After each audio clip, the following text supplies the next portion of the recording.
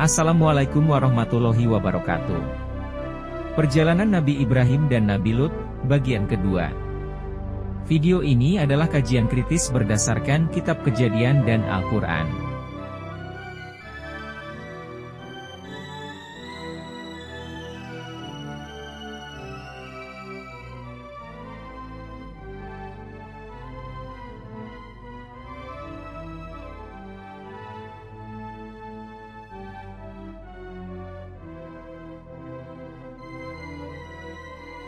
Silakan subscribe, like dan share untuk mendukung kajian Immumal.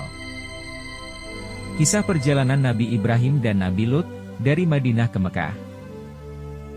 Dengan tesis Immumal mengenai Sabah, maka selanjutnya akan dikaji kisah perjalanan Nabi Ibrahim secara akurat agar dapat meluruskan kisah Nabi Ibrahim yang tertulis pada kitab Torah atau Taurat. Selamat menyaksikan. Setelah Nabi Ibrahim beserta rombongannya tinggal di Madinah beberapa waktu, maka Nabi Ibrahim kemudian diperintahkan Allah untuk melanjutkan perjalanannya. Kisah perjalanan dari Madinah ini dikisahkan pada kitab Torah, yaitu pada Kejadian atau Genesis 12:8. Terjemahan dari Kejadian atau Genesis 12:8 adalah sebagai berikut. Dari sana ia pindah ke pegunungan di sebelah timur Bait El, lalu mendirikan kemahnya di antara Bait El di sebelah barat dan Ai di sebelah timur. Ia membangun di sana sebuah mezbah bagi Allah dan menyerukan nama Allah. Membaca ayat ini secara harfian dari teks terjemahan pasti akan membingungkan dan tidak akan mendapatkan petunjuk menuju kemanakah perjalanan Nabi Ibrahim. Maka Immumal akan mengkaji makna ayat Kejadian 12,8 berdasarkan teks Ibrani Tanah untuk mendapatkan makna sebenarnya. 1. Mendapatkan makna sebenarnya dari Kejadian 12:8. Berikutnya akan dikaji kata per kata dalam bahasa Ibrani dari Kejadian 12:8. Mohon sabar disimak dan tidak di-skip, karena Anda akan menemukan fakta yang mengejutkan. Immumal akan menggunakan Bible Hub, Blue Letter Bible, dan Hebrew Kalde Lexicon atau Kamus Ibrani Bahasa Inggris sebagai alat analisis dari Kitab Kejadian, Genesis 12:8. Kajian 1. Makna frasa hahara. Pembahasan 01 ini adalah untuk mendapatkan pemaknaan frasa pegunungan yang berasal dari original teks Ibrani hahara. Berdasarkan Konkordan H2022, hahara sama artinya dengan haar, dan selanjutnya di dalam Kamus Hebrew Kalde Lexicon teks dari frasa haar artinya adalah nama gunung, yaitu Mount of the Sun yang artinya gunung matahari. Nama gunung Mount of the Sun sulit ditemukan di mana letaknya, dan hanya satu yang bernama gunung tersebut, yaitu gunung yang terletak di Washington County, Utah, Amerika Serikat. Gunung matahari adalah mensiratkan sifat seperti matahari, karena memiliki persamaan sifat seperti matahari, yaitu bercahaya, bersinar, terang. Maka kemudian akan dicari di mana gunung yang memiliki nama sejenis itu, dan relevan sesuai konteks bahasa geografis bahasan ini di Jazirah Arab. Maka setelah dicari nama yang sesuai dalam bahasa Arab ditemukanlah nama Jabal Nur. Dan inilah Jabal Nur yang berada di kota Makkah, Arab Saudi. Maka setelah ditemukan makna ke-1 dari kajian ayat Kejadian 12:8 yaitu Jabal Nur, maka akan dimasukkan pada susunan ayat berikut. Dari sana ia pindah ke Jabal Nur di sebelah timur Bait El lalu mendirikan kemahnya di antara Bait El di sebelah barat dan Ai di sebelah timur. Ia membangun di sana sebuah mezbah bagi Allah dan menyerukan nama Allah. Kajian 2. Makna frasa Mikedem. Frasa Mikedem, diartikan dengan timur adalah tidak sesuai. Karena timur, dalam bahasa Ibraninya adalah Mifrah. Maka selanjutnya akan dicari makna yang tepat untuk frasa Mikedem.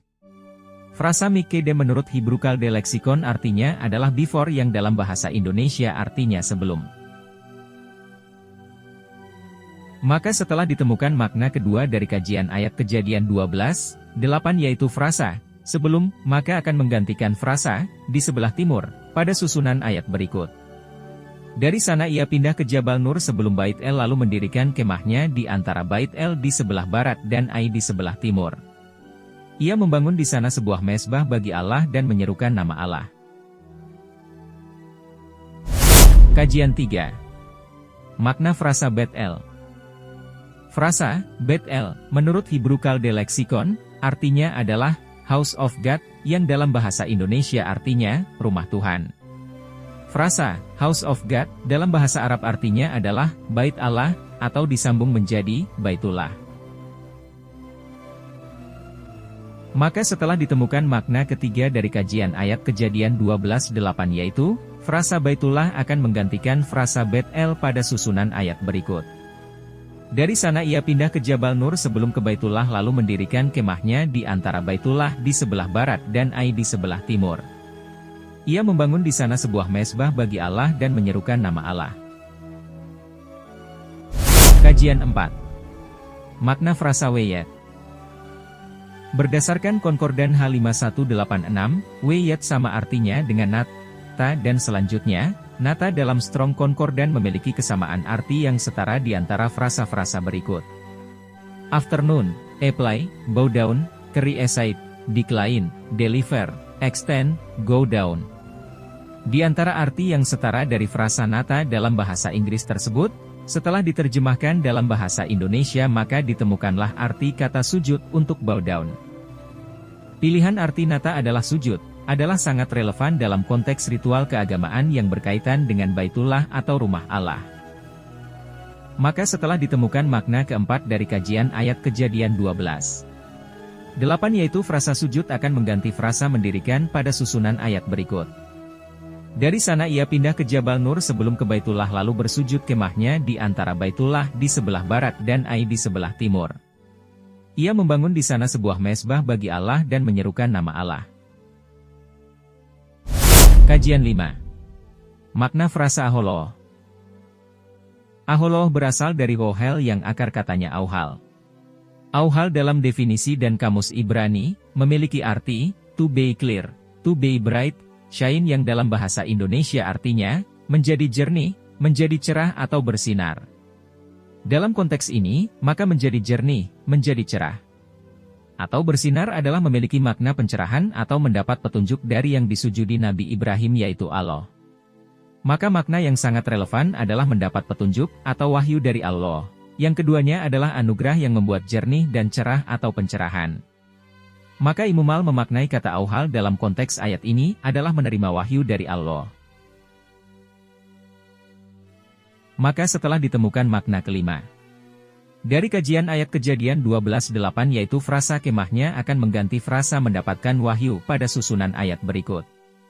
Dari sana ia pindah ke Jabal Nur sebelum ke Baitullah lalu bersujud lalu mendapat wahyu dari Allah tentang Baitullah di sebelah barat dan Ai di sebelah timur.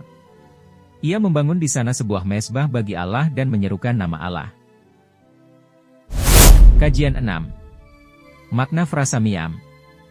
Miyam berdasarkan Konkordan H3220 berasal dari Yam. Sedangkan frasa barat dalam bahasa Ibraninya adalah Ma'araf, sangat jauh dari Yam. Adalah tidak mungkin kata arah, barat, memiliki makna ganda atau majemuk. Dalam Strong Definition, Yam, berarti as breaking in noises. Surf, or large body of water, a large river. Artinya dalam bahasa Indonesia adalah, laut, seperti ombak yang pecah atau perairan yang luas, sungai besar. Bagaimana mungkin dalam konteks lanjutan ayat, di mana dikisahkan berada pada lingkungan gurun kemudian serta-merta ada laut atau sungai besar.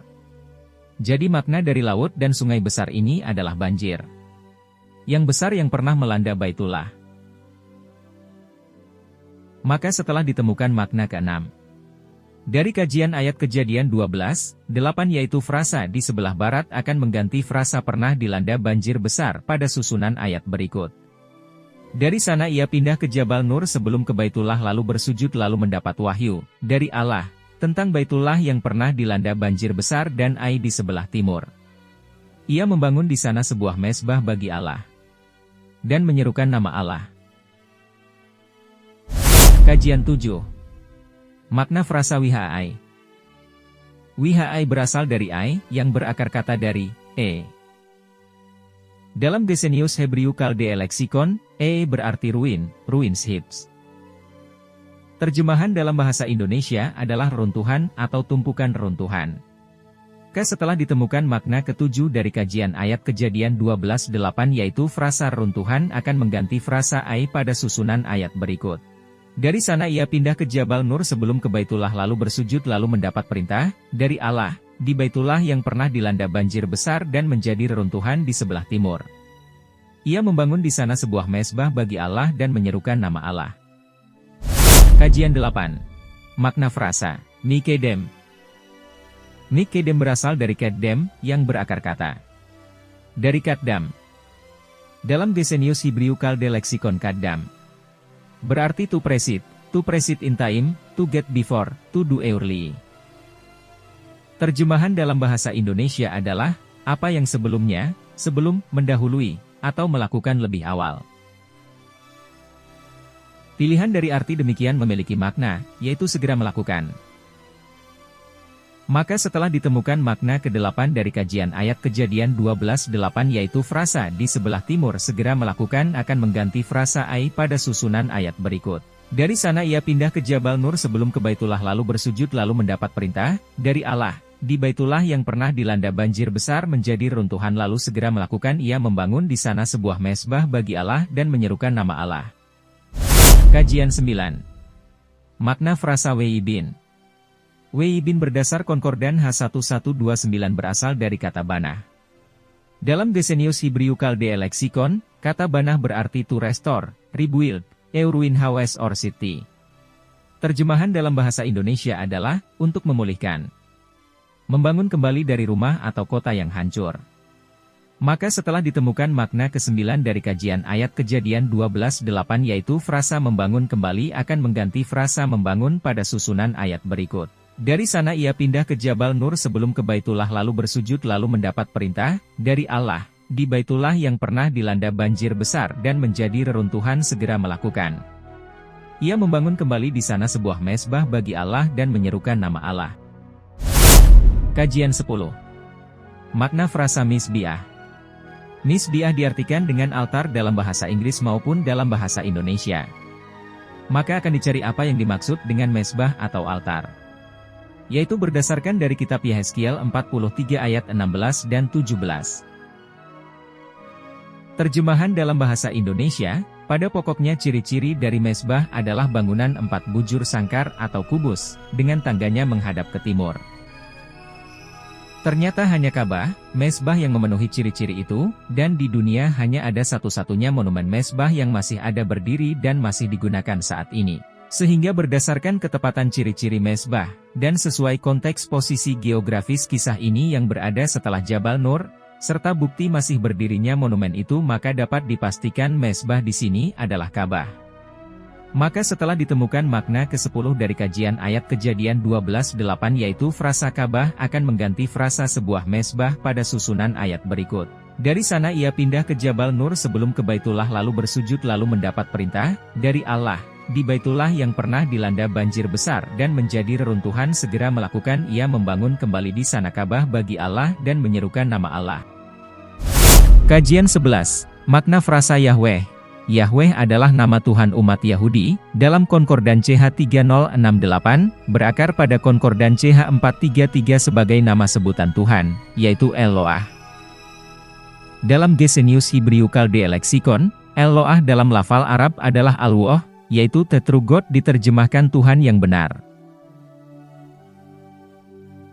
Berdasarkan referensi dari otoritas Judais, Rabbi Saadia Gaon atau Saadia ben Yosef Gaon tahun 892 mengakui bahwa Yahweh, Ibrani, itu sama dengan Al-Woh. Sebenarnya kata YHWH baru dikenal setelah tahun 200-an dalam Septuaginta sebelum tahun 200-an. Nama YHWH tidak diterjemahkan melainkan muncul dalam huruf Paleo Hebrew tanpa nikut. Untuk memastikan penggunaan nama Allah maka akan digunakan keterangan dari Al-Quran. Dan sesungguhnya jika kamu tanyakan kepada mereka, siapakah yang menjadikan langit dan bumi dan menundukkan matahari dan bulan? Tentu mereka akan menjawab, Allah. Maka betapakah mereka dapat dipalingkan dari jalan yang benar? Quran Surah Al-Ankabut 61. Orang fasik atau kafir zaman dahulu sebelum kedatangan Al-Quran, mereka tahu Allah adalah Tuhan semesta alam tetapi mereka selalu mempersekutukan Allah dengan berhala, sebagai perantara. Maka setelah dikaji makna ke-11 dari teks Ibrani dari ayat Kejadian 12:8 yaitu frasa Allah akan mengganti frasa Yahweh pada susunan ayatnya, dan hasilnya menjadi sebagai berikut. Dari sana ia pindah ke Jabal Nur sebelum ke Baitullah lalu bersujud lalu mendapat wahyu dari Allah di Baitullah yang pernah dilanda banjir besar dan menjadi reruntuhan segera melakukan ia membangun kembali di sana Ka'bah bagi Allah dan menyerukan nama Allah. Setelah dikaji teks dan konteks dari Kejadian 12:8 maka diperoleh ayat yang jelas, mudah dimengerti dan berkorelasi dengan ayat sebelumnya Kejadian 12:6 dan 7. Selanjutnya berdasarkan hasil kajian ayat tersebut akan diuraikan runut kisah perjalanan Nabi Ibrahim. 2. Perjalanan Nabi Ibrahim dan Nabi Lut, dari Madinah ke Jabal Nur. Maka selanjutnya Nabi Ibrahim beserta rombongannya melanjutkan perjalanan dari Madinah menuju Jabal Nur. Mengapa harus disebutkan Bukit Jabal Nur jika tujuan perjalanannya harus menuju ke Baitullah, Betel? Karena apabila perjalanan dari Madinah menuju Baitullah pasti akan melewati Jabal Nur terlebih dahulu. Jabal Nur dengan Baitullah berada di kota Mekah sekarang, dengan jaraknya hanya kurang lebih 5 km dari Baitullah, dan bila perjalanan rombongan Nabi Ibrahim hanya menuju ke Baitullah saja, maka Bukit Jabal Nur cukup hanya dilewati, maka tampak janggal apabila Bukit Jabal Nur hingga harus disebutkan pada ayat itu. Sementara banyak gunung di sekitar Baitullah, jadi pasti ada sesuatu yang dilakukan oleh Nabi Ibrahim pada jeda perjalanan di Jabal Nur sebelum menuju ke Baitullah. Rombongan Nabi Ibrahim tampaknya tinggal beberapa saat di Jabal Nur sebelum ke Baitullah. Di puncak Jabal Nur terdapat Gua Hira, tempat yang sangat nyaman untuk berhalwat yaitu menyendiri untuk bertafakur dan beribadah. Disinilah, di Gua Hira Nabi Ibrahim menerima wahyu dan pengajaran dari Allah, dengan bukti sebagaimana pada Al-Quran Surat Al-Alaq bahwa Nabi Ibrahim menerima lembaran-lembaran kitab atau suhuf. Surat Al-Alaq berisi esensi dari ajaran Nabi Ibrahim diantaranya, Al-Quran Surat Al-Alaq ayat 10-19, 10. Orang yang takut kepada Allah akan mendapatkan pelajaran, 11, dan orang yang celaka, kafir, akan menjauhinya, 12. Yaitu, orang yang akan memasuki api yang besar, neraka, 13. Selanjutnya dia di sana tidak mati dan tidak pula hidup, 14. Sungguh beruntung orang yang menyucikan diri, 15. Dan mengingat nama Tuhannya, lalu ia sholat, 16. Sedangkan kamu, orang-orang kafir, memilih kehidupan dunia, 17, padahal kehidupan akhirat itu lebih baik dan lebih kekal, 18. Sesungguhnya ini terdapat dalam kitab-kitab yang dahulu, 19. Yaitu, kitab-kitab Ibrahim dan Musa. Dan di Gua Hira juga inilah kemudian cucu buyut Nabi Ibrahim yaitu baginda Rasulullah Muhammad Shallallahu Alaihi Wasallam berhalwat dan menerima wahyu pertamanya. 3. Perjalanan Nabi Ibrahim dan Nabi Lut dari Jabal Nur ke Ka'bah. Dari Jabal Nur, kemudian Nabi Ibrahim beserta rombongannya berjalan sejauh kurang lebih 5 km ke selatan menuju Baitullah. Ke sebuah lembah di mana di tengahnya terdapat puing reruntuhan batu yang disebut Baitullah, Betel, yang sekarang dikenal dengan nama Ka'bah. Dan tibalah Nabi Ibrahim di depan reruntuhan Baitullah. Setelah tiba di Baitullah segera Nabi Ibrahim beserta Nabi Lut bersujud di hadapan Baitullah untuk memuji Allah pemilik Baitullah. Setelah bersujud Nabi Ibrahim mendapatkan pencerahan dari Allah mengenai Baitullah yang dihadapannya. Pencerahan seperti apakah yang diterima Nabi Ibrahim? Jawabannya ada dalam Al-Quran, yaitu surat Al-Hajj 26. Dan, ingatlah, ketika kami memberikan tempat kepada Ibrahim di tempat Baitullah, dengan mengatakan, "Janganlah kamu menyekutukan sesuatu pun dengan aku dan sucikanlah rumahku ini bagi orang-orang yang tawaf, dan orang-orang yang beribadah dan orang-orang yang ruku dan sujud." Quran Surah Al-Hajj 26. Wahyu Allah pada surat Al-Hajj 26 inilah yang mencerahkan Nabi Ibrahim, di mana beliau menjadi penegak fondasi ajaran tauhid, monoteisme, tiada Tuhan selain Allah, beserta anugerah tempat pusat peribadahannya yaitu Baitullah atau Ka'bah di Mekah. Surat Al-Hajj 26 ini sama senada dengan Kejadian 12:7, di mana Allah memberikan negeri tempat berdirinya Ka'bah kepada Nabi Ibrahim beserta keturunannya. Kemudian Yahweh berfirman kepada Abram, "Kepada keturunanmu akan aku kurniakan negeri ini." Maka Abram membangunkan di sana sebuah mezbah bagi Yahweh. 4. Nabi Ibrahim dan Nabi Lut merenovasi Baitullah, Ka'bah. Pada Kejadian, Genesis 12:8 diterangkan bahwa Baitullah runtuh akibat banjir besar bagaikan lautan. Maka berdasarkan keterangan tersebut, diduga kuat bahwa banjir itu adalah banjir besar pada zaman Nabi Nuh. Karena hingga sekarang walau terjadi banjir lokal tidak pernah meruntuhkan bangunan batu Ka'bah. Dan dari keterangan ini menjadi bukti pula bahwa Baitullah telah ada berdiri sebelum zaman Nabi Nuh, yang diperkuat oleh keterangan dalam Al-Quran yaitu pada surat Ali Imran 96. Sesungguhnya rumah yang mula-mula dibangun untuk tempat beribadat manusia, ialah Baitullah yang di Mekah, yang diberkahi dan menjadi petunjuk bagi semua manusia. Quran Surah Ali Imran 96. Maka kemudian Nabi Ibrahim dan Nabi Lut membangun kembali reruntuhan batuan Ka'bah, merenovasi, agar dapat disucikan, digunakan untuk beribadah sholat dan tawaf. Renovasi Ka'bah yang dilakukan pada saat itu tampaknya hanya mengembalikan pada bentuk semula belum pada bentuk Ka'bah saat ini. Setelah renovasi Ka'bah selesai kemudian Nabi Ibrahim dan Nabi Lut menyebut Allah sebagai seruan pujian yang mengagungkannya dan bertawaf. Kemudian dinding Ka'bah ditinggikan oleh Nabi Ibrahim beserta putranya Nabi Ismail hingga menjadi bentuk Ka'bah pada saat ini. Dan ketika Ibrahim meninggikan dasar-dasar Baitullah bersama Ismail, seraya berdoa, "Ya Tuhan kami, terimalah daripada kami amalan kami. Sesungguhnya Engkaulah yang Maha Mendengar lagi Maha Mengetahui." Quran Surah Al-Baqarah 127. 5. Perbandingan antara keyakinan Yahudi tentang Betel dengan fakta. Menurut keyakinan Yahudi, Betel adalah nama desa kuno Israel, yang tidak pasti letaknya. Ada yang menyebut di Beitin di tepi barat, dan El Bireh desa terdekat Taibeh. Betel jelas berarti Bait Allah, Baitullah. Dari versi Yahudi tidak ada satupun Baitullah berupa mezbah hingga sekarang, dan bila tidak ada, maka perjanjian kekal Allah terhadap keturunan Nabi Ibrahim batal. Qej 17:7-8, janji Allah untuk menjadi Allahmu, bagi Abraham dan keturunannya adalah janji terbesar dalam tanah.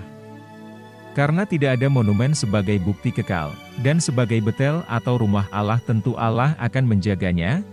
Fakta posisi geografis dari runut kisah perjalanan Nabi Ibrahim di Jazirah Arab menunjukkan bahwa tidak ada duanya yang namanya Baitullah, Betel, hanya berada di Mekah. Hanya Ka'bah, mezbah yang telah dibangun oleh Nabi Ibrahim lebih dari 4.000 tahun yang lalu tetap ada berdiri hingga sekarang. Ini membuktikan kebenaran dari perjanjian kekal Allah, di mana keturunan Nabi Ibrahim beserta yang pengikutnya, tetap mengesahkan Allah dan beribadah tawaf, rukuk dan sujud di Ka'bah sebagaimana yang dilakukan pewarisnya yaitu umat Islam. Yang mengherankan adalah bahwa kaum Yahudi sebagai pemegang kitab tanah, Torah, menolak warisan leluhurnya Nabi Ibrahim. Dan mereka membuat replika miniatur Ka'bah, mezbah, dan kemudian dipasangkan pada keningnya. Mereka sujudkan replika miniatur Ka'bah, mezbah, pada keningnya dan melilitkan tali di tangan dengan 7 lilitan sebagai lambang tawaf. Dan inilah pewaris ajaran Nabi Ibrahim yang masih bertahan setelah kurang lebih 4.000 tahun. Ajaran Nabi Ibrahim yang kemudian disempurnakan cicir buyutnya baginda Rasulullah Muhammad Shallallahu Alaihi Wasallam.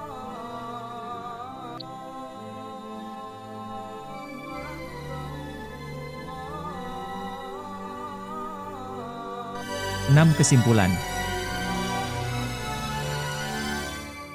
1. Setelah dari Madinah rombongan Nabi Ibrahim pergi ke Mekah. 2. Nabi Ibrahim ke Jabal Nur terlebih dahulu, dan secara konteks Nabi Ibrahim menerima wahyu berupa lembaran kitab, suhuf. 3. Nabi Ibrahim dan Nabi Lut membangun kembali puing-puing Ka'bah yang hancur akibat banjir besar. 4. Nabi Ibrahim menerima Ka'bah, Baitullah, dari Allah sebagai tempat ibadah yang diwariskan kepada keturunan beserta para pengikutnya. 5. Umat Islam terbukti menjadi pewaris ajaran Tauhid Nabi Ibrahim dan tetap konsisten selama 1500 tahun menjalankannya, juga satu-satunya umat yang masih mendoakan Nabi Ibrahim pada setiap sholatnya, sholawat Ibrahimiyah. 6. Kembali Al-Quran menunjukkan mukjizatnya sebagai pelurus dari kitab-kitab Allah yang diturunkan sebelumnya.